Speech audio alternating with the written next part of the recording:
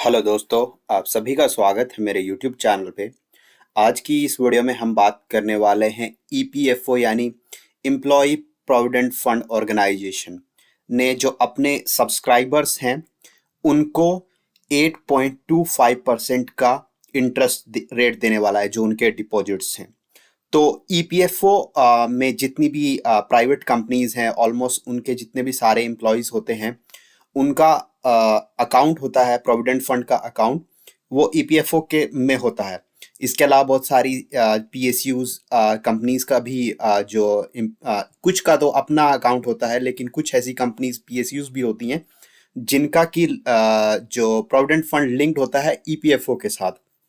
तो ये इस साल अगर के बात करें तो इस साल जो ईपीएफओ है अपने सब्सक्राइबर्स को 8.25% इंटरेस्ट रेट देने वाला है, और ये 3 साल का हाईएस्ट है। मतलब पिछले जो 3 साल में जो मिला है उसमें ये सबसे हाईएस्ट है।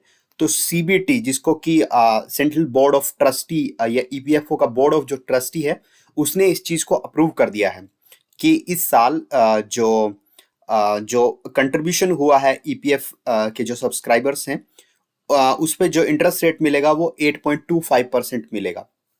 अब अगर हम बात करें कि टोटल सब्सक्राइबर्स कितने हैं ईपीएफओ के, तो टोटल जो सब्सक्राइबर्स हैं वो 29 करोड़ हैं, जिसमें से कि 6.8 करोड़ जो हैं वो एक्टिव कंट्रीब्यूटिंग सब्सक्राइबर्स हैं।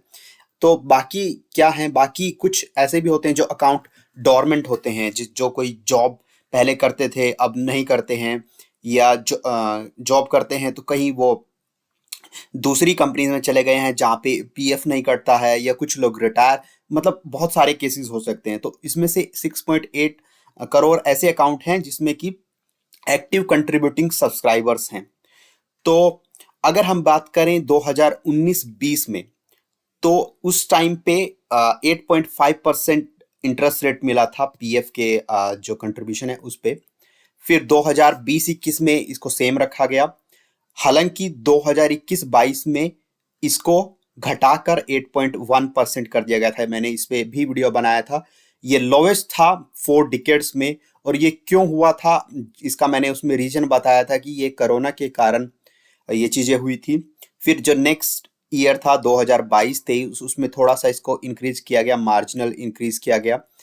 और फिर अगर 2023-24 के लिए बात करें तो ये 8.25% कर दिया गया है।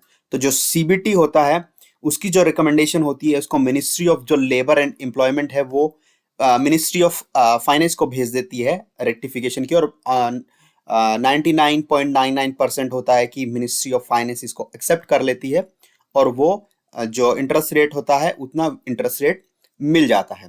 तो अब हम अगर बात कर लें 2010-11 से ईपीएफ का इंटरेस्ट रेट कितना रहा है, तो 2010-11 में ये 9.5% हुआ था। इससे पहले तो ये और भी ज्यादा हुआ करता था, लेकिन अब ये धीरे धीरे घटते घटते आप देख सकते हैं कि 2021-22 में तो ये 8.1% पे आ गया था। फिर हालांकि अभी कुछ इंक्रीज हुआ है 8.25%। इसके वेरियस रीजन हो सकते हैं, इलेक्शंस आने वाले हैं, या और बहुत सारे इसके रीजंस हो सकते हैं कि ईपीएफओ जो बॉडी है वो उसने क्या पता एक्चुअली प्रॉफिट कमाया हो, वो उस पैसे को इन्वेस्ट करती है तो उस पे क्या पता उसको प्रॉफिट हुआ हो, या फिर इलेक्शन उसका एक रीजन हो सकता है। तो वेरियस रीजन हो सकते हैं।